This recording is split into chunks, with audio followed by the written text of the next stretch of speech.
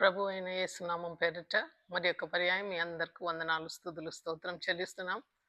ఈ దినం ప్రత్యేకంగా దేవుడు మాట్లాడిన మరి యొక్క మాట తన శిష్యులను కూర్చోబెట్టుకొని ఆయన హెచ్చరించిన విధానాన్ని గురించి మనం మాట్లాడుకుందాం. ప్రార్థన యొక్క అవశ్యము, దాని యొక్క పవర్ ఏంటిది అని, ఏ రీతిగా ప్రార్థన చేయవలసిందిగా ఉంటున్నదని దేవుడు హెచ్చరించిన విధానాన్ని మనము బైబిల్ గ్రంథంలో కొద్దిసేపు ధ్యానం చేస్తాం. అంతకుముందు ప్రార్థన చేసుకుందాం. అత్యంత కృపా కనికరం కలిగిన మా గొప్ప పరలోక తండ్రి, శాశ్వతమైన ప్రేమతో మీరు మమ్మల్ని ప్రేమించున్నారు. నిత్యము విడువక ఎడబాయక నాయన మా ఎడల కృప చూపిస్తున్నారు. అందుని బట్టి స్తోత్రం. నీ వాక్య ధ్యానంలోకి ప్రభా మేము వెళ్ళుచుండగా మీరు మా మధ్యలో ఉండి ప్రభా ఆత్మస్వరూపిగా మమ్మల్ని నడిపించమని, అది అందమై మీరే ఉండి మహిమ ఘనత పొందుకుమని యేసు పరిశుద్ధమైన నామంలో ప్రార్థిస్తున్నాం తండ్రి. ఆమేన్. శిష్యులు దేవుడిని వచ్చి అడిగారు, పరలోకపు ప్రార్థన మాకు నేర్పి, ఎందుకంటే యోహాన్ తన శిష్యులకు ప్రార్థన నేర్పించారు గనుక మాకు కూడా మీరు ప్రార్థన నేర్పియండి అంటే ఆయన పరలోకపు ప్రార్థన నేర్పించారు. అది ఒక విధం అనమాట. అటు తర్వాత కొన్ని విషయంలో దేవుడు హెచ్చరిస్తూ వస్తున్నాడు. బైబిల్ గ్రంథంలో చూస్తే యెషయా స్వయంగా మాట్లాడిన కొన్ని మాటలను రెడ్ లెటర్స్లో రాసి ఉన్నారు. కొన్ని బైబిల్స్లో గోల్డెన్ లెటర్స్లో మాట్లాడి ఉన్నారు, రాయబడి ఉందన్నమాట. కాబట్టి ఈ పర్టికులర్ ఇష్యూస్ మనం చూసినప్పుడు ఆయన ఏం చెప్తున్నాడంటే మత్తయి 18:18లో భూమి మీద మీరు వేటిని బంధిస్తారో అది పరలోకమందును బంధింపబడును, భూమి మీద మీరు వేటిని విప్పుదురో అది పరలోకమందును విప్పబడునని మీతో నిశ్చయంగా చెప్పుచున్నాను. మరియు మీలో ఇద్దరు ముగ్గురు తాను వేడుకున్న దేనిని గురించి అయినను భూమి మీద ఏకీభవించిన ఎడల అది పరలోకమందున్న నా తండ్రి వలన వారికి దొరుకునని మీతో చెప్పుచున్నాను. ఎలయనగా ఇద్దరు ముగ్గురు నా నామమందు ఎక్కడ కూడి ఉందరో అక్కడ నేను వారి మధ్యన ఉందునని చెప్పాను. చూడండి, ఇద్దరు ముగ్గురు కూడి ఉన్న స్థలములలో నిశ్చయంగా దేవుడు వాళ్ళ మధ్యలో ఉంచున్నాననే మాటను పలుకుతున్నారు అన్నమాట. ఆది కాలం నుండి ఆ ప్రకటన గ్రంథం వరకు, ఆది కాండం నుంచి ప్రకటన గ్రంథం వరకు కూడా చూస్తే దేవుడు తన యొక్క బిడ్డల మధ్యలో మాట్లాడే దేవుడుగా ఉంటున్నాడు. ఇక్కడ మనం లూకాసు వార్త 24:13-15లో చూస్తే ఇదిగో ఆ దినమందే వారిలో ఇద్దరు యెరూషలేమునకు ఆమద దూరం ఉన్న ఎమ్మాయు అని ఒక గ్రామమునకు వెళ్ళుచుండగా జరిగిన ఈ సంగతులన్నిటిని గురించి ఒకరికొకరు సంభాషించుకుంట్రి. వారు సంభాషించు ఆలోచన చేసుకొని చుండగా యేసు తానే దగ్గరకు వచ్చి వారితో కూడా నడిచెను.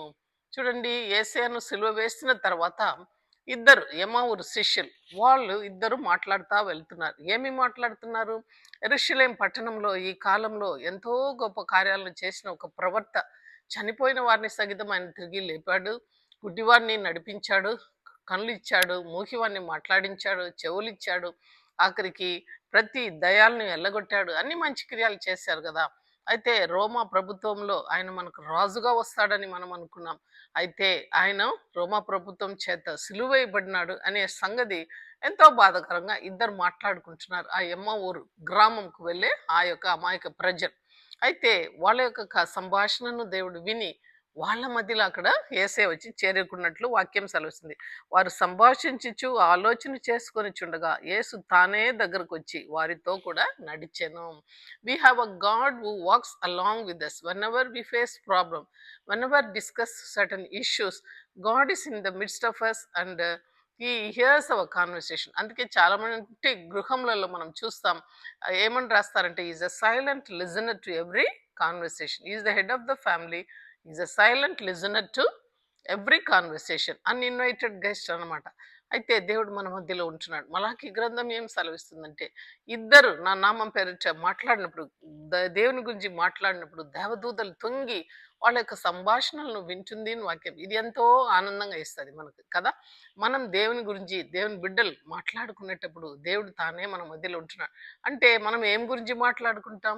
దేవుని గురించి మాట్లాడు. అందుకే చెప్తున్నాడు, ఈ భూమి మీద ఇద్దరు ఏగిపోయిస్తే, చాలా మంది ఏగిపోయించలేరు గనుక దేవుడు ఏమంటున్నాడంటే ఇద్దరు ముగ్గురు నా నామం పేరిట ఏగిపోయిస్తే చాలు అని సెలవిస్తున్నాడు. చూడండి, ఇద్దరు ముగ్గురే. అయితే ఎలానగా ఇద్దరు ముగ్గురు ఏకీభవించినప్పుడు నేను నిశ్చయంగా వాళ్ళ మధ్యలో నేను ఉంటున్నానని వాక్యంలో రూఢిగా సెలవు. ఎలానగా ఇద్దరు ముగ్గురు నా నామందు ఎక్కడ కూడి ఉందరో అక్కడ నేను వారి మధ్య ఉంటున్నా. ఈ కాలంలో క్రైస్తవ సమాజంలో ఇద్దరు ముగ్గురు ఒకే ఒపీనియన్లో ఉండడం లేదనమాట. అనేక భేద అభిప్రాయాలు ఉంటాయి.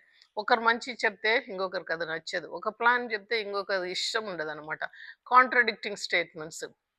కాబట్టి ఒకరిలో ఒకరు లేరనమాట. ఐక్యత లేదు, యూనిటీ లేదు. కాబట్టి ఈ మాట దేవుడు పలుకుతున్నారు. ఇద్దరు మాత్రం ఏకీభవిస్తే చాలు అది పరలోకంలో జరుగుతది. అంతే కాకుండా దేన్ని మీరు బంధిస్తారో అది పరలోకంలో బంధింపబడుతది. దేన్ని మీరు విప్పుతారో అది పరలోకంలో కూడా విప్పబడుతది అని సెలవిస్తున్నాడు. ఇంకొక మాట చూడండి. యోహాను సువార్త 20 అధ్యాయము 19-23 మనం చూస్తే ఆదివారము సాయంకాలమును శిష్యులు యూదులకు భయపడి తాము కూడి ఉన్న ఇంటి తలుపును మూసి కొని ఉండగా యేసు వచ్చి మధ్యలో నిలిచి మీకు సమాధానం కలుగును గాక అని వారితో చెప్పెను. ఆయన అలాగు చెప్పి వారికి తన చేతులను ప్రక్కను చూపి శిష్యులను ప్రభువు చూచి సంతోషించిరి. అప్పుడు యేసు మరలా మీకు సమాధానం కలుగును కాక అని తండ్రి నన్ను పంపించిన ప్రకారం నేనును మిమ్మల్ని పంపుచున్నానని వారితో చెప్పెను. ఆయన ఈ మాట చెప్పి వారి మీద ఊది పరిశుద్ధాత్మను పొందుడి. మీరు ఎవరి పాపమును క్షమించుదురో వారి పాపం క్షమింపబడును. ఎవరి పాపమును మీరు నిలిచి ఉండాలని ఎన్నుకుంటున్నారో వాళ్ళ పాపం వాళ్ళ మీద నిలిచి ఉంటుందని చెప్తున్నారు. ఎంత గొప్ప మాట చూడండి. వాళ్ళందరూ కూడా ఆ యొక్క సిలువ వేయబడిన తర్వాత చాలా భయంతో ఆందోళనతో ఇంకా మనకు లీడర్ ఎవరు లేరు, మనల్ని ప్రొటెక్ట్ చేసే వాళ్ళు ఎవరు లేరు, ఏసియాను చంపినట్లు మనల్ని కూడా చంపుతారేమో అని భయపడి ఆ గోగలో యూదులకు భయపడి వాళ్ళందరూ దివెచ్చలు పెట్టుకొని ఒక గదిలో కూర్చొని మేడ గదిలో అందరూ ప్రార్థన చేస్తూ భయంతో ఉంటుండగా ఏసే తానే తలుపులు మూసి ఉన్నాయి. అయితే యేసు తానే శరీరధారిగా అక్కడ పోయి నిలబడుచున్నాడు. ఆయన తన చేతులను చూపిస్తున్నాడు, తన ప్రక్కన ఎముకలను చూపిస్తున్నాడు. అవన్నీ వాళ్ళు చూచినప్పుడు సంతోషపడేది. అయితే ఏమంటున్నాడు, మీకు సమాధానం కలుగును కాక. చూడండి ఎటువంటి పరిస్థితి అది, అలజడలు సముద్రంలోనూ నిలబడిన దేవుడు వచ్చి నీకు చెప్తాను, నీకు సమాధానం కలుగును కాక నేనున్నాను. ఎందుకంటే యుగ సమాప్తి వరకు నేను నీతో పాటు ఉంటానని సెలవిచ్చిన దేవుడు అభయం ఇచ్చి వాళ్ళ మధ్యలో వచ్చి నిలబడుతున్నాను. మరలా అంటున్నాడు, వాళ్ళ మీద పరిశుద్ధాత్మను ఊది అనే వాక్యం వస్తుంది అనమాట. పరిశుద్ధాత్మను ఊదినాడు అనమాట. ఆదిలో ఎలాగా ఆ ఆదము అవ్వను చేసి వాళ్ళ యొక్క నాసిగా రంధ్రములు తన ఊపిరిని ఊదాడు, అలాగ వాళ్ళ మీద పరిశుద్ధాత్మను ఊదినాడు అనమాట. చెప్తున్నాడు, మీరు ఎవరి పాపమును క్షమిస్తారో వాళ్ళ పాపం క్షమింపబడుతుంది. ఎందుకంటే దేవుడు ఏమంటున్నాడంటే, నన్ను విశ్వసించువాడు నాకంటేను గొప్ప కార్యం చేస్తానని వాక్యము సెలవిచ్చినాడు. కాబట్టి దేవుడు వాళ్ళని సిద్ధపరుస్తున్నాడు. ఎలాగ ప్రార్థపూర్వంగా ఎలాగ బలం పొందుకొని సిలువ యొక్క విలువను తెలుసుకొని సిలువ బలం పొందుకొని ఎలాగ వాళ్ళు ప్రార్థన చేయాలా, దయాలను ఎల్లగొట్టాలా, చనిపోయిన వాళ్ళని లేపాలా, రాజ్య సువార్తను చెప్పాలని ఆయన ఎంత ఆశపడి వాళ్ళ మీద వాళ్ళకు సాక్షాత్ తనను చూపించుకుంటున్నాడు అనమాట. చూడండి, ఈ దినం వాక్యం వినిచిన ప్రియ బిడ్డ, నీకు నాకు కూడా దేవుడు ఈ మాట చెప్తున్నాడు. మనము సమస్యలు ఉండేటప్పుడు సమస్యలు మనం దూరుకొని పోయే బిడ్డలుగా ఉండాలా కానీ వెనకంచె వేసేవాళ్ళుగా మనము ఉండకూడదు. చూడండి, యోర్దాన్ ఎదురుగా వస్తుంది, పొరలాడే సమయం అది. ఆ సమయంలో వాళ్ళ యొక్క పాదం అక్కడ నిలబడిన వెంటనే యోర్దాను వెనకకు మళ్ళింది వాక్యం సెలవిస్తుంది. ఎర్ర సముద్రంలో వాళ్ళ పాదం నిలబడిన వెంటనే అది 2 పాయలుగా నిలబడింది. ఆరిన నేలలో వాళ్ళు నడుచుకొని వెళ్ళారనమాట. అటువంటి అనుభవంలో నీవు నేను రావాలని యేసయ్య మనల్ని కోరుతున్నాడు అనమాట. మళ్ళా అప్పుడు ఆయన మొట్టమొదటిగా మేడగదిలో వచ్చినప్పుడు శిష్యుల మధ్యలో తోమా లేదు. అటు తర్వాత మరి చూడండి, అదే యోహాను సువార్త 20 అధ్యాయము 26లో 8 దినములైన తర్వాత ఆయన శిష్యులు మరలా లోపల ఉన్నప్పుడు తోమా వారితో కూడా ఉండెను. తలుపులు మూయబడి ఉండగా యేసు వచ్చి మధ్యలో నిలిచి మీకు సమాధానం కలుగును గాక. చూడండి, కేవలం ఒక తోమాకు వస్తారు, మరి ఒక పర్యాయం వస్తున్నాడు. ఆ టైంలో తోమా లేదనమాట. అంతే, తోమా ఏమంటున్నాడంటే, నేను నమ్మను, మీరు చూసారేమో కానీ నేను ఆయన ప్రక్కలో వ్రేలు పెట్టి చూడాలా, ఆయన గాయంలో నేను చేతుల్లో చేతులేసి చూడాలా, అప్పుడే నేను నమ్ముతానని తోమా సెలవిస్తున్నాడు. ఆ మాటను నిరూపించుటకు దేవుడు అక్కడ స్వయంగా ప్రత్యక్షమవుతున్నాడు. తరువాత తోమాను చూచి, నీ వ్రేలిట్టి సాచి నా చేతులను చూడు, నీ చేయి చాచి నా ప్రక్కలో ఉంచి అవిశ్వాసిని కాక విశ్వాసి అయి ఉండు అని చెప్పాడు. చూడండి, అవిశ్వాసిగా ఉండకూడదు. మనం కూడా చూస్తేనే మనం చేస్తాము, లేకుంటే ఏదైనా ఒక సూచనలు మాకు కనబడాలి, అప్పుడే మేము ప్రార్థనలో ముందుకు పోతాము, అడగకూడదు. What ever that you ask in Jesus name it will be given అనేది మనకు రూఢిగా తెలియాలి. అందుకు తోమా ఆయనతో, నా ప్రభువా నా దేవా అనెను. యేసు, నీవు నన్ను చూచి నిమిత్తం నా నన్ను చూచి నమ్మితివి, చూడక నమ్మినవాడు ధన్యుడు అని అతనితో చెప్పాను. కాబట్టి ఈ లోకంలో మనం చూడకుండా దేవుని నమ్ముచున్నాం. మనమేం చూస్తున్నాం? ఆయన వాక్యాన్ని చూస్తున్నాం. శారీరధారిగా ఈ లోకానికి వచ్చిన యేసయ్యను మనం చూస్తాం. తోమా వ్రేలు పెట్టి ఆయన చేతుల్లో చేయి వ్రేలు పెట్టి చూచి నమ్మినాడు అనమాట. అయితే మనం చూడక నమ్ముతున్నాం. ఆ రీతిగానే మనం ఇంకను కూడా చూస్తే ప్రకటన గ్రంథంలో మనం చూస్తాం 21:3-4 ఈరాగా సెలవిస్తుంది. అప్పుడు ఇదిగో దేవుని నివాసం మనుషులతో కూడా ఉన్నది, ఆయన వారితో కాపురం ఉండును, ఆయనను ప్రజలై ఉందురు, దేవుడు తానే వారి దేవుడై ఉండి వారికి తోడై ఉండును. చూడండి, the God who always wants to be with us అనమాట. ఇద్దరు ముగ్గురు చేరిన నామంలో నేను ఉంటానంటున్నాడు. ప్రకటన గ్రంథంలో ఏమంటున్నారంటే వారితో కాపురం ఉండును. దేవుడు ఎల్లప్పుడూ మనుషులతో కాపురం ఉండాలని ఆశపడుతున్నాడు. ఆయన వారి కనుల ప్రతి బాష్ప బిందువులను తుడిచివేయును, మరణము ఇక ఉండదు, దుఃఖమైనను ఏడ్పైనను వేదనైనను ఇక ఉండదు, మొదటి సంగతులు గద్దించిపోయినని సింహాసనముల నుండి వచ్చిన గొప్ప స్వరము చెప్పుట వినిని. చూడండి, వింటిని అంటున్నాడు. అయితే ఆ యొక్క పద్మాస్ దీపంలో యోహాన్ సెలవిస్తున్నాడు, ఆ యొక్క గొప్ప స్వరాన్ని నేను విన్నాడు. ఇంకా ఏడుపు ఉండదు, ప్రతి బాష్ప బిందువులను వాళ్ళ కన్నుల నుండి ఆయన తీసివేస్తాడు, వేదన అక్కడ ఉండదు, ఇక ఉండదు, మొదటి సంగతులు గదించిపోయినాయి అనే స్వరము ఆ సింహాసనంలో నుండి వచ్చినది ఆయన విన్నానని సెలవిస్తున్నాడు. చూడండి, దేవుడు మనుషులతో కాపురం ఉండాలని ఆశపడే దేవుడు. ఇంకా మనం పాత నిబంధనలు ఒకసారి చూస్తే ఆ యొక్క నిర్గమకాండం 29:42 ఈ రీతిగా సెలవిస్తుంది, ఇది యెహోవా సన్నిధి, సాక్ష్యపు గుడారం యొక్క ద్వారం వద్ద నీ తరతరములకు నిత్యము అర్పించు దహన బలి నీతో మాట్లాడుటకు నేను అక్కడికి వచ్చి మిమ్మల్ని కలుసుకుందును. తరతరములకు నాకు దహన బలి అర్పించండి, ఉదయము సాయంత్రం అర్పించండి, నీతో మాట్లాడుటకు నేను అక్కడికి వచ్చి మిమ్మల్ని కలుసుకుందును. Where 2 or 3 gather together. ఆ సాక్ష్యపు గుడారం దగ్గర ఆ యొక్క ఇజ్రాయేలీలందరూ కూడా సంఘంగా చేరి వచ్చారనమాట. అది నా మహిమ వలన పరిశుద్ధపరచబడును, నేను ఇజ్రాయేలుల మధ్య నివసించి వారికి దేవుడై ఉండును, కావున నేను వారి మధ్య నివసించినట్లు ఐగిప్తు దేశం నుండి వారిని వెలుపులకు రప్పించిన తమ దేవుడైన యెహోవాను నేనే అని వారు తెలుసుకుందరు, నేను వారి దేవుడై ఉన్నానంటున్నాడు. దేవుడైన యెహోవా అని సెలవిస్తున్నాడు. చూడండి, వాళ్ళ మధ్యలో ఉంటున్నాడు అనమాట. మరి కూడా ఆ యొక్క మోషేకు ఆయన సెలవిస్తున్నాడు. వాళ్ళందరికీ ఏం చెప్తున్నామంటే, మోషే దేవుని యొద్దకు ఎక్కిపోగా యెహోవా ఆ పర్వతం నుండి అతనిని పిలిచి నీ యాకోబు కుటుంబస్తులకు ఆ ముచ్చరించి ఇశ్రాయేలీలో తెలియపరచమన్నది ఏమనగా, నేను ఐగిప్తులకు ఏమి చేసి తినో మిమ్మల్ని గద్ద రక్క మీద మోసి నా యొద్దకు మిమ్మల్ని ఎట్లు నేను చేర్చుకొంటినో మీరు చూచితిరి, కాగా మీరు నా మాట శ్రద్ధగా విని నా నిబంధనలను అనుసరించి నడిచిన ఎడల మీరు సమస్త దేశములలో నాకు స్వకీయ సంబంధులుగా ఉంటారు, సమస్త భూలోక అందరిలోనూ నాకు యాజక రూపమైన రాజ్యములుగాను పరిశుద్ధమైన జనములుగాను ఉందురని చెప్పు. నీవు ఇజ్రాయేలీలతో పలకవలసిన మాటలు ఇవే అని చెప్పగా, మోషే వచ్చి ప్రజల పెద్దోళ్ళు అందరినీ పిలిపించి యెహోవా తనకు ఆజ్ఞాపించిన మాటలన్నీ కూడా వారితో ఎదుట పలికెను. అందుకు ప్రజలు యెహోవా చెప్పినదంతా చేద్దామని ఏకంగా ఉత్తరం ఇచ్చను. అప్పుడు మోషే తిరిగి వెళ్ళి ప్రజల మాటలు యెహోవాకు తెలియపరచను. చూడండి, ప్రజల మాటలు యెహోవాకును, యెహోవా మాటలు ప్రజలకును ఒక మోషే సెలవిచ్చినాడు. ఎందుకంటే ఇద్దరు ముగ్గురు చేరిన నామందు కూడి ప్రార్థన చేసినప్పుడు నేను మాట్లాడతాను, నిశ్చయంగా వాళ్ళ ప్రార్థన ఆలకిస్తాననే మాట ప్రతి చోట నెరవేరి వస్తుంది. అంతేకాకుండా సంఘం అంతా కూడా ఆసక్తితో అత్యాసక్తితో వాళ్ళు ప్రార్థన చేసినప్పుడు ఆ యొక్క పేదరు కోసం ఒక దేవదూతను దేవుడు పంపించి నిద్రపోతున్న పేదరును ఆ సంఘాలను విడిపించి ఆయనను పిలుచుకొని వచ్చి ఆ యొక్క వీధులలో ఆయన వదిలివేసినట్లు మనం చూస్తాం.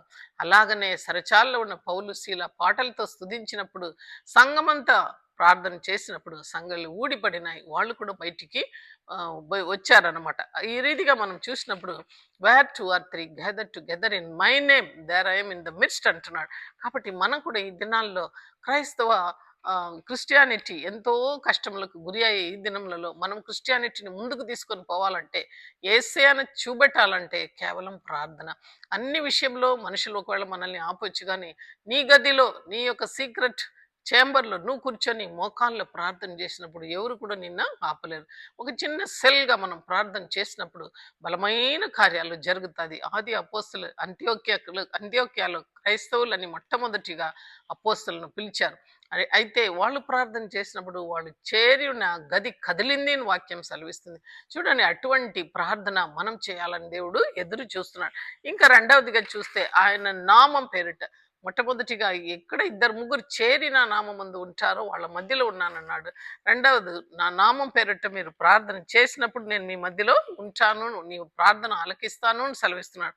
నిర్గమకాండం 20:24 చూస్తే, మండి బలిపీఠమును నా కొరకు చేసి దాని మీద నీ దగన బలులను సమాధాన బలులను నీ కొరకు ఎద్దులను అర్పించవలను. నేను నామమును జ్ఞాపకార్థముగా ఉంచి ప్రతి స్థలములలో నీ యొద్దకు వచ్చి నిన్ను ఆశీర్వదించను. నా నామమును జ్ఞాపకార్థంగా ఉంచిన ప్రతి స్థలములలో ఆయన నామమును ప్రస్తాపపరచు. ఏ స్థలంలో యాకోబుతో మాట్లాడినాడు, నా పేరు పెట్టబడిన ఈ స్థలం, లేకుంటే నా నామం పెట్టబడిన ప్రతి స్థలంలో నేను వచ్చి నిన్ను దీవిస్తాను అంటున్నాడు. ఆయన నామం బహు గొప్ప నామం. ఆ నామంలో మనం ప్రార్థన చేసినప్పుడు దేవుడు మన ప్రార్థనను ఆలకిస్తానని మాట సెలవిస్తున్నాడు అనమాట. ఆ నామం యొక్క విలువ ఫిలిప్పీ పత్రిక 2:10-11 చూస్తే, భూమి మీద ఉన్న వారిలో కానీ భూమి క్రింద ఉన్న వారిలో కానీ ప్రతి వాని మోకాలు యేసు నామంలో వంగునట్లు ప్రతి వాని నాలుకను తండ్రి అయిన దేవుని మహిమార్థమై యేసు క్రీస్తు ప్రభు అని ఒప్పుకొనినట్లు దేవుడు ఆయనకు అధికంగా హెచ్చించును. ప్రతి నామము పై నామమును ఆయనకు అనుగ్రహించును. చూడండి, భూమి మీద ఉన్నవాళ్ళు కానీ భూమి క్రింద ఉన్నవాళ్ళు కానీ ప్రతి ఒక్కరు మోకాలు యేసు నామంలో వంగాల. ఆ యేసు నామంకు అంత ఒక గొప్ప శక్తి ఉంటున్నది. ఎందుకంటే పైన ఆకాశం కానీ కింద భూమి కానీ భూమి కింద ఉన్న పతాళం ఎక్కడ కానీ యేసు నామంలో ప్రజలు వణుకాల. ఎందుకంటే ఆ రక్తం భూమి మీద చిందింపబడిన తర్వాతనే మనం రక్షణను అందుకోగలిగాం. కాబట్టి ఏ నామంలో మనం రక్షణ పొందుకున్నామో ఆ నామంలో మనము మోకరించాలా, ఆ నామంలో మనము ప్రార్థన చేయాలా, ఆ నామంను మనం స్తుతించాలని తండ్రి అయిన దేవుడు ఫిలిప్పు ద్వారా హెచ్చరిస్తున్నాడు. అలాగనే యోహాను 14:14 యేసయ్య స్వయంగా చెప్తున్నాడు, నా నామమును తండ్రిని మీరు ఏది అడుగుదురో అది మీకు ఇవ్వబడును. మీరు ఇంతవరకు ఏది కూడా అడగలేదు. మీ సంతోషం సంపూర్ణంగా ఉండాలంటే నా నామం పేరిట తండ్రిని అడగండి అని సెలవిస్తున్నాడు. చూడండి, దేవుడే సెలవిస్తున్నాడు. కాబట్టి if you want to go through the father you have to go through the son Jesus Christ. Is the mediator. ఆకాశమందును భూమి అందును మరి యొక్క మధ్యవర్తి మనకు లేదు, కానీ యేసయ్యనే మనకు మధ్యవర్తిగా నిలబడినాడు. ఇప్పుడు కూడా మన కోసం ఆయన విజ్ఞాపన ప్రార్థన అక్కడ తండ్రి కుడి పాసం వైపు నిలబడి చేస్తున్నాడు. ప్రతిసారి మనం పాపంలో పడిపోయినప్పుడు, అయ్యా ఇంకను ఈ బిడ్డను భూమి మీద ఉన్ని, ఎందుకంటే మరలా మారుమనసు పొందుతాడని మన కోసం విజ్ఞాపన చేస్తున్న ఒక ప్రధాన యాజకుడుగా మనము యేసయ్యను చూస్తాం. మరి మత్తయి 1:21 చూస్తే, ఆమె యొక్క కుమారుని కనును తన ప్రజలను వారి పాపం నుండి ఆయనే రక్షించును గనుక ఆయనకు యేసు అని పేరు పెట్టారు. చూడండి, యేసు అనే నామం అంటే అది రక్షించే నామం. ఆ నామంలో నువ్వు ఏది అడిగినా అది నీకు ఇవ్వబడుతుంది అని దేవుడే చెప్తున్నాడు. ఆయనకు యేసు అని పేరు పెట్టండి అని పరలోకం నుంచి ఆ వాక్యాన్ని గబ్రియల్ దూత తీసుకుని వచ్చాడు అనమాట. అపోస్తల కార్యం 3:6 అంతటా పేతురు, వెండి బంగారం నా యొద్ద లేదు, కానీ నాకు కలిగినదే నీకు ఇచ్చుచున్నాను. నజరేయుడైన యేసు క్రీస్తు నామమున నడుమని చెప్పి వాని కుడి చేయి పట్టుకుని లేవనెత్తి వెంటనే వాని పాదములు శీలమండలమును బలము పొందాను. చూడండి, శృంగారపు దేవాలయం దగ్గర యేసయ్య చనిపోయి వెళ్ళిపోయిన తర్వాత ఆది అపోస్తులు బలమైన కార్యాలు చేస్తున్నారు. అలాంటి సమయంలో పేతురు, యోహాను ఆ 3 గంటల ప్రాంతంలో శృంగారపు దేవాలయం దగ్గర వెళ్ళినప్పుడు తల్లి గర్భం నుంచి కుంటివాడుగా ఉండే ఒక భిక్షగాడు ఆడ కూర్చొని ఉన్నాడు.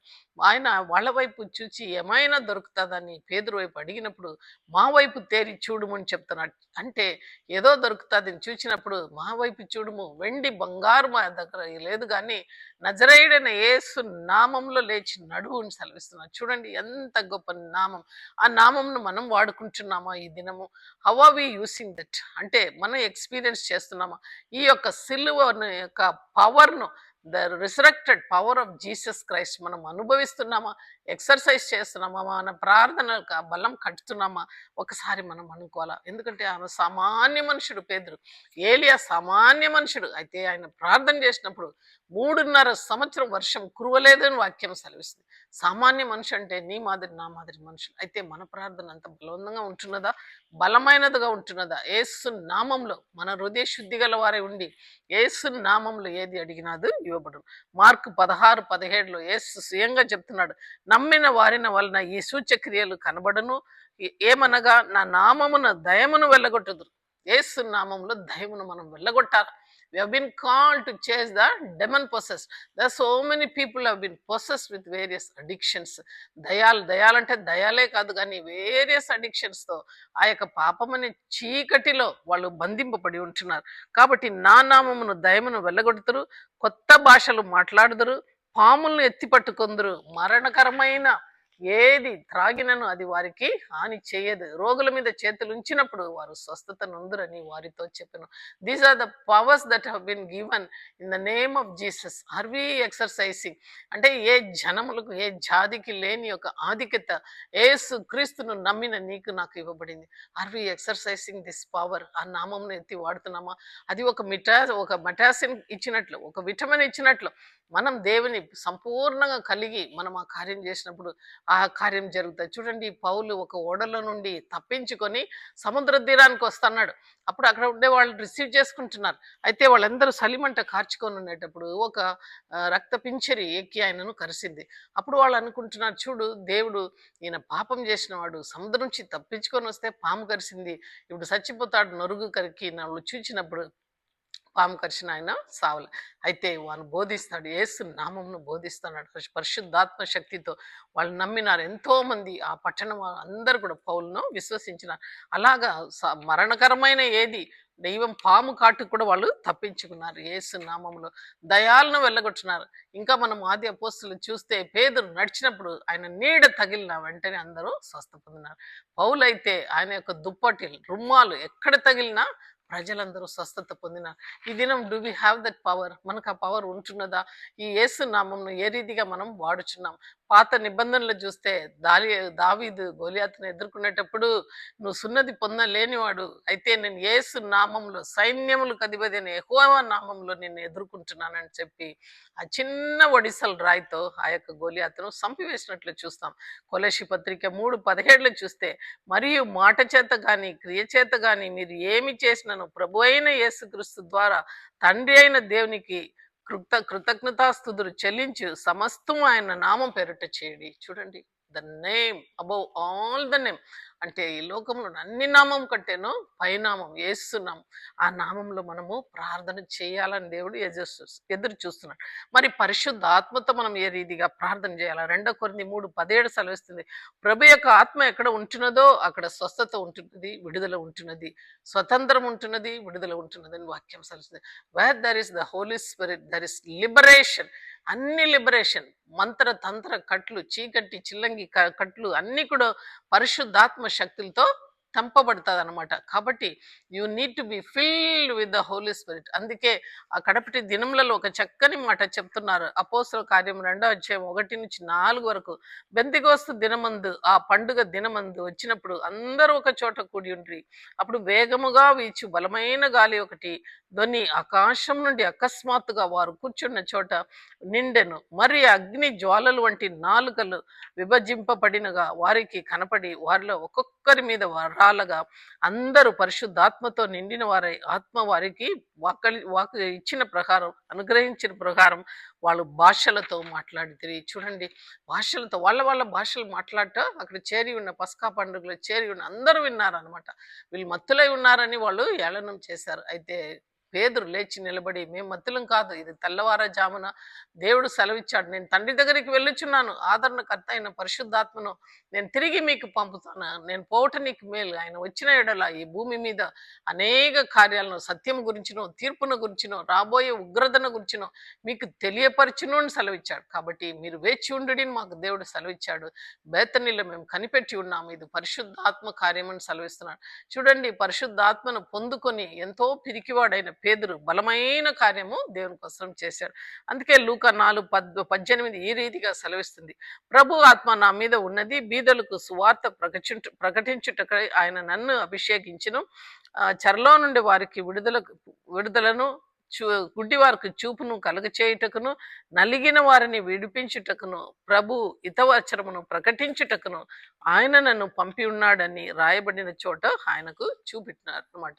కాబట్టి మనము ఆత్మను పొందుకొని ఎవరికైతే గుడ్డితనం అంటే కేవలం ఫిజికల్ గుడ్డితనం కాదు, ఆత్మీయమైన గుడ్డితనం. ఎగలోగా ఆ యొక్క సాతాను వాళ్ళ కళ్ళలో గుడ్డితనం కలుగ చేసి ఉంది. వాళ్ళు దేవుని చూడలేక, దేవుని కార్యాన్ని చూడలేక, అద్భుతాలను చూచి కూడా పరిచయులు సదుకేయులు దేవునికి విరుద్ధంగా మాట్లాడినారు. నువ్వు దేవుని కుమారుడా అని అడిగారు. ఎన్నో సూచక కార్యాలను చూపించారు, వాళ్ళు నమ్మలేదు. కాబట్టి ఇలాంటి కళ్ళు గుడ్డితనం కలిగిన వారికి మనం దేవుని యొక్క వెలుగును తీసుకొని వెళ్ళేవారుగా దేవుడు మనల్ని పిలిచినాడు. అందుకే యెషయా 60:1 సెలవిస్తుంది, లెమ్ము తేజరిల్లుము, నీకు వెలుగు వచ్చి ఉన్నది. దేవుని ఆత్మ మన మీద ఉంది. మనము ఆ చెరచాలలో ఉండేవాళ్ళు, రకరకాల చెరచాలలో ఉంటున్నారు. వ్యభిచారం అనే చెరచారులు, త్రాగుడనే చెరచారులు, భయంకరమైన చెరచాలలో ప్రజలు ఉంటున్నారు. అటువంటి వారిని విడిపించుటకు నీకు ఆత్మ అభిషేకం అవసరం. నీ మీద ఉంటున్నది అని దేవుడు సెలవిస్తున్నాడు. తండ్రి నన్ను ఏ రీతిగా పంపినాడు, నేను కూడా మిమ్మల్ని ఆ రీతిగా పంపుతానని ఇద్దరిద్దరిని ఏర్పాటు చేసుకుని దేవుడు పరిశుద్ధాత్మను వాళ్ళ మీద ఊది వాళ్ళని పంపించినట్లు వాక్యం సెలవిస్తుంది. ఈ దినం మనం ఆసక్తితో మోకరించి ప్రార్థన చేసి పరిశుద్ధాత్మను పొందుకోవాలంటే, పరిశుద్ధాత్మ యుగంలో మనం ఉంటున్నాం, కృపాయుగంలో. ఎవరైతే అడుగుతారో నీళ్ళ దగ్గరికి రండి అంటున్నాడు, వాని కడుపులో నుండి జీవజల ఊట పుట్టిస్తానని దేవుడు సెలవిస్తున్నాడు. కాబట్టి ఆ పరిశుద్ధాత్మను పొందుకొని వాక్యంను బోధించి, ఇలాంటి ప్రభు హితవచనం మనం బోధించాల. ఆయన వాక్యాన్ని బోధించదే కాకుండా అన్ని సూచ్య కార్యాలు, ఎవరెవరైతే చర్చాల్లో ఉన్నారో, బంధింపబడినారో, చీకటిలో ఉన్నారో వాళ్ళని విడుదల చేయాలని పరిశుద్ధాత్మను శక్తిని పొందమంటున్నాడు. అయితే జకర్యా గ్రంథం 4:6 సెలవిస్తుంది, శక్తి చేత బలం చేత కాదు గాని నా ఆత్మ చేత సమస్తము జరుగును. కొంతమంది అనుకుంటున్నారు ఫలానా పలుకుబడి వల్ల నేను వాళ్ళు విడిపిస్తా, డబ్బు, హోదా, స్టేటస్ ఎన్నో అనుకుంటారు. అయితే దేవుడు అంటున్నాడు, నా ఆత్మ చేతనే కార్యాలు జరుగుతుంది అని సెలవిస్తున్నాడు. రోమా 8:26 చూస్తే, అటువలే ఆత్మయు మన బలహీన చూచి సహాయం చేయుచున్నాడు. ఎలయనగా మనం యుద్ధముగా ఎలాగ ప్రార్థన చేయవలనో మనకు తెలియదు, కానీ ఉచ్చరింప శక్యం కానీ మూల్గులతో ఆత్మ తానే మన పక్షమున విజ్ఞాపన చేస్తున్నాడు. కొన్నిసార్లు మనం ప్రార్థన చేస్తాం, ఏం చేయాలని పరిస్థితి అర్థం కాదు. అలాంటి సమయంలో పరిశుద్ధాత్మ భాషలతో ప్రార్థన చేస్తాడనమాట. అప్పుడు అన్ని కూడా కట్లన్నీ తెగుతుంది. అందుకే మొదటి వాక్యమే సెలవిస్తుంది, ప్రభు యొక్క ఆత్మ ఎక్కడ ఉంటుందో అక్కడ స్వతంత్రం ఉంటున్నది అని వాక్యం సెలవిస్తుంది. చూడండి, ఈ పరిశుద్ధాత్మను మనం కోరి పొందుకోవాలి. అందుకే పాట ఉంది కదా, పరిశుద్ధాత్మను కోరుము జీవమా దేవుణ్ణి. అంటే పరిశుద్ధాత్మను మనం కోరాల. పరిశుద్ధాత్మ లేనిది జీవమే, అది జీవం కాదు, బ్రతుకే బ్రతుకు కాదని ఒక ఆంధ్ర క్రైస్తవ కీర్తన ఉంటుంది. 2 తిమోతి 1:7 చూస్తే, దేవుడు మనకు శక్తియు ప్రేమయు ఇంద్రియ నిగ్రహము గల ఆత్మను ఇచ్చినాడు కానీ పిరికి తన ఆత్మను ఇయ్యలే. అలాగనే రోమా పత్రిక ఏం చెప్తుందంటే, దేవుని ఆత్మ చేత ఎందరు నడిపింపబడతారో వారందరూ దేవుని కుమారులై ఉందురు. ఎలా అనగా మరలా భయపడుటకు మీరు దాస్యపు ఆత్మను పొందలేదు కానీ దత్తపుత్ర ఆత్మను మీరు పొందితిరి. ఆ ఆత్మ కలిగి ఉన్న వారమై మనము అబ్బా తండ్రి అని మొరపెట్టుచున్నాం. మనము దేవుని పిల్లలు అని ఆత్మ తానే మన ఆత్మతో సాక్ష్యం ఇచ్చిచున్నాడు. ఎంత గొప్ప కార్యం చూడండి. మనకు దేవుని యొక్క ఆత్మ ఇవ్వబడింది కాబట్టి ఈ లోకంలో ఉన్నవాడి కంటేనో మనలో ఉన్న ఆత్మ, పరిశుద్ధాత్మ దేవుడు గొప్పవాడు. కాబట్టి మనకు ఎదురొచ్చే శోధనలు, సైతాని పోరాటము అన్నీ కూడా ఆత్మ ఖడ్గం పట్టుకొని మనం పరిశుద్ధాత్మలో మనం జయించాల. మత్తయి 12:28 ఈ రీతిగా సెలవిస్తుంది, దేవుని ఆత్మ బలమ నేను దయమును వెళ్ళగొట్టును ఎడల నిశ్చయంగా దేవుని రాజ్యము నీ వద్దకు వచ్చి ఉన్నది అని దేవుడు సెలవిస్తున్నాడు. అంటే దేవుని పేరటనే ఆయన దయమును ఎల్లగొట్టాడు గనుక ఆత్మ మీ మధ్యకి వచ్చి ఉన్నది అని దేవుడు యేసయ్యనే పలుకుతున్నాడు. అపోస్తల కార్యం 1:8 ఆయనను పరిశుద్ధాత్మ మీ మీదికి వచ్చినప్పుడు మీరు శక్తి నొందురు కనుక మీరు యెరూషలేములోను యూదయ సమరయ దేశములందును భూదిగంతం వరకు నాకు సాక్షులై ఉందిరి అని సెలవిస్తున్నాడు. చూడండి, ఈ రీతిగా మనం ప్రార్థన చేయాలా. యూదా పత్రికలు కూడా ఏమంటున్నాడంటే, ప్రియులారా మీరు విశ్వసించి అది పరిశుద్ధమైన దాని మీద మిమ్మల్ని మీరు కట్టుకొనొచ్చు పరిశుద్ధాత్మలో ప్రార్థన చేయండి, పరిశుద్ధాత్మలో ప్రార్థన చేయండి. ఎఫెసీ సంఘానికి రాస్తూ 6:18 ఆత్మ వలన ప్రతి సమయం నందును ప్రతి విధమైన ప్రార్థనను విజ్ఞాపనలు చేయొచ్చు. ఆ విషయమై సమస్త పరిశుద్ధుల నిమిత్తము పూర్ణమైన పట్టుదలతో విజ్ఞాపనం చేయించు మెలకువగా ఉండుడి. తుదకు ప్రభు యొక్క మహాశక్తిని బట్టి ఆయన యందు బలవంతులై ఉండుడి అని వాక్యం హెచ్చరిస్తుంది. చూడండి how great that Holy Spirit, it has been given, మనకు ఫ్రీగా ఇవ్వబడింది ఈ దినాల్లో. అయితే ఒకానప్పుడు సంఘం ఎత్తబడుతుంది, అటు తర్వాత పరిశుద్ధాత్మ మన మధ్యలో ఉండడు. పరిశుద్ధాత్మ కూడా ఎత్తబడతాడు. అటు తర్వాత మనం ఎంత ఈ భూలోకంలో దొరలాడి ఏమి అడిగినా మనకు ఏమీ ఇవ్వబడదు. కాబట్టి నేడే పరిశుద్ధాత్మ మన మీదలో ఉన్నటప్పుడే మనం కోరి అడగాల. యోవేలు గ్రంథం సెలవిస్తుంది, అంత్య దినంలో అందరి మీద నా ఆత్మను కుమ్మరిస్తాను అంటున్నాడు. ఈ ప్రార్థన విషయం రాస్తూ దేవుడు మరి ఒక మాట ఏం పలికినాడంటే, యోహాను సువార్త 4:23-24, అయితే యథార్థముగా ఆరాధించువాడు ఆత్మతోనూ సత్యంతోనూ తండ్రిని ఆరాధించే కాలం వచ్చినది, అది వచ్చే ఉన్నది అని సమరయ స్త్రీతో దేవుడు మాట్లాడుతున్నాడు. దేవుడు ఆత్మ గనుక ఆయనను ఆరాధించేవాడు ఆత్మతోనూ సత్యంతోనూ ఆరాధించవలను అని దేవుడు మనల్ని హెచ్చరిస్తున్నాడు. చూడండి, ఇజ్రాయెల్తో మాట్లాడినప్పుడు 6:4, ఇజ్రాయేలు వినుము, మన దేవుడైన యెహోవా అద్వితీయ దేవుడు కాబట్టి మీరు ఆయనను పూర్ణ హృదయంతోను, పూర్ణ ఆత్మతోను, పూర్ణ మనసుతోను, పూర్ణ శక్తితోను నీ దేవుడిని యెహోవాను ప్రేమింపవలను. నేను నీకు ఆజ్ఞాపించే ఈ మాటలు నీ హృదయంలో ఉండవలను అని సెలవిస్తున్నాడు. కాబట్టి మనము ఆ మాటలను విశ్వసించాలా. అంతేకాకుండా దేవుడు మహాగణుడు, మహోన్నతుడు, పరిశుద్ధుడు, నిత్య నివాసి. ఇలాగ ఆయన ఏం సెలవిస్తున్నాడంటే, ఆయన వినయం గల వారి ఎదుట ఆయన ప్రాణమును ఉజ్జీవింప చేయుటకును, నలిగిన వారిని ప్రాణమును ఉజ్జీవింప చేయుటకును, వినయం గల వారి యొద్దన, దీన మనసు కాల వారి యొద్దను నివసించి ఉన్న దేవుడై ఉంటున్నాడు. కాబట్టి మనం దేవుని ఆరాధించినప్పుడు యేసు నామంలో ప్రార్థన చేయాలా.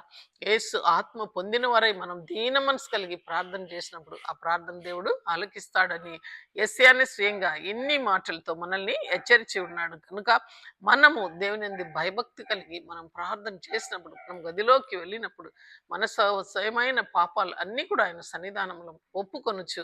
ప్రతి పాపమును విడిచిపెట్టి యేసు నామమును మనం ఉచ్చరించినప్పుడు ఎంతో పరిశుద్ధంగా ఆయన సన్నిధానంలోకి రావాల. ఎందుకంటే మోషే సెలవిచ్చాడు, 3వ దినం దేవుడు మిమ్మల్ని ఆ యొక్క సినాయి పర్వతంలో ఎదుర్కొంటాడు అనేటప్పుడు మీరు బట్టలన్నీ కూడా ఉతికి స్నానాలు చేసుకొని ఆ యొక్క కొండ దగ్గరికి ఎవరు కూడా దగ్గర రాకూడదు అని సెలవిచ్చి మిమ్మల్ని మీరు పరిశుద్ధపరచుకోండి, రేపటి దినం దేవుడు మీ మధ్యలో గొప్ప కార్యం చేస్తాననే మాట ఇచ్చాడు. ప్రతి ఒక్కరు కూడా ఆవు కానీ ఎద్దు కానీ ఎవరు కూడా ఆ సీనాయి పర్వతం దగ్గర రాకూడదని సెలవిచ్చినప్పుడు ఆ యొక్క పొగ, ఆ యొక్క అగ్ని, ఆ మధ్యలో దేవుడు దిగి వచ్చాడు. ఎంతో పరిశుద్ధమైన దేవుడు. కాబట్టి మనం ఆయనను ఆరాధించినప్పుడు, యేసు నామంను ఉచ్చరించినప్పుడు ఈ దేవాలయం మన శరీరంలో పరిశుద్ధంగా ఉండాల. దేవుని పరిశుద్ధంగా మనం ఆరాధించి ఆయన యేసు నామమును పలికినప్పుడు ప్రతి ఒక్కటి కూడా మనము పొందుకోగలుగుతాం. అలాగనే పరిశుద్ధాత్మ కూడా మనకు ఇవ్వబడుతుంది. అనేక వరాలు ఇవ్వబడుతుంది. ప్రవచనాలు, వాక్యాలు, ఆ యొక్క భాషలను వ్యాఖ్యానం చేసే ఆ యొక్క పరిస్థితి అన్నీ కూడా మనకు ఇవ్వబడుతుంది. అందుకే ఆయనే స్వయంగా చెప్పాడు, నా నామం పేరిట దయ్యంను మీరు వెళ్ళగొడతారు, రోగుల మీద మీరు చేతులు ఉంచినప్పుడు వాళ్ళు బాగా అవుతారు, ఆ యొక్క మరణకరమైన ఏది తాగినను చావు మీకు రాదన్నారు. కాబట్టి అటువంటి వారుగా మనం దూసుకొని పోవాలి ఈ లోకంలో. ఎందుకంటే మన మనుషులతో పోరాటం కాదు, కానీ మన మన పోరాటం అంధకార శక్తులతోనూ, ఆకాశ శత్రు సమూహం, ఎవరు పడిపోయిన ముక్కోటి దేవతలు పైనుంచి పడారు, లూసిఫర్ ఆయన యొక్క సమూహం పడింది. వాళ్ళని మనం జయించాలంటే మనము సర్వాంగ కవచమును ధరించి విశ్వాసమును, నీతిను, సత్యమును నడుము కట్టుకొని మనం నిలబడాల ఈ యుద్ధ రంగంలో. అలాగ మనం ఆత్మ పొందిన వారమై నిలబడిన ఎడల ఆ వాక్యమని ఖడ్గమును పట్టుకొని యేసు నామంలో నిలబడినప్పుడు మనం అన్ని కూడా సాధించగలుగుతాం. కాబట్టి ఈ దినం మనము ఈ యొక్క గొప్ప తరుణాన్ని మనము ఉపయోగించుకొని ప్రార్థన పరులుగా ముందుకు వెళ్ళాలని దేవుడు మనల్ని ఎదురు చూస్తున్నాడు. ఈ కొద్ది వాక్యాన్ని మన వినికిడిలో దేవుడు ఆశీర్వదించును గాక. ఆమేన్. ప్రార్థన చేస్తాం. సర్వోన్నతుడా, సర్వశక్తిమంతుడా, స్తుతులకు పాత్రుడా, స్తోత్రాలు కూడా యేసయ్య నీ ఘనమైన నామం వందనాలు ప్రభా. ఈ లోకంలో మనిషిగా వచ్చావు, అయితే ప్రభా ఆకలిగొన్నావు, దప్పిగొన్నావు, నిద్రపోయినావు నా తండ్రి. ఇదిగో ప్రభా, మనిషికి ఉన్న సమస్త క్వాలిటీస్ను అనుభవిస్తూ కన్నీళ్లు విడిచావు లాజరు సమాధి దగ్గర. అయినప్పటికీ శోధనలు అన్నీ కూడా ప్రభా నువ్వు జయించావు. నేత్రాశ, శరీరాశ, జీవపు డంబము అన్నీ కూడా జయించి పరిశుద్ధాత్మ పూర్ణుడై ఈ లోకంలో ప్రభా దయాల్ని వెళ్ళగొట్టావు, చనిపోయిన వాళ్ళని లేపావు, గుడ్డివారికి చూపించావు, కుంటివారిని నడిపించావు ప్రభా. అవును తండ్రి. అలాగ మీరు చేసి మరణాన్ని జయించి ప్రభా ఇదిగో ఆరోగణమయ్యావు. అలాగనే మీరు వేచి ఉండండి. పరిశుద్ధాత్మను నేను నీ కొరకై పంపుతానని సెలవిచ్చి పరిశుద్ధాత్మను పంపావు. ఈ దినములలో యేసు నామంలో పరిశుద్ధాత్మ శక్తితో మేము ప్రార్థన చేసినప్పుడు మీరు ఎలాగ ఈ లోకాన్ని మరణాన్ని జయించారో అలాగ మేము కూడా జయించగలుగుతామని మీరు సెలవిచ్చారు. విశ్వాసం ద్వారా నేను జయించిన జయం మీదై ఉంటున్నది అని మీరు సెలవిచ్చారు కనుక ప్రభా అట్టి జయం పొందుకొని మేము ఎదుర్కొన్న ఎన్ని శోధనలు నాయన అపజయములు ఆటంకములు అన్ని కూడా యేసు నామంలో జయించుటకు మీ శక్తిని మా మీద విడుదల చేయమని విత్తబడిన వాక్యాన్ని నీరుగట్టి ఫలింప చేయమని యేసు నామంలో ప్రార్థన చేస్తున్నాను తండ్రి. ఆమేన్.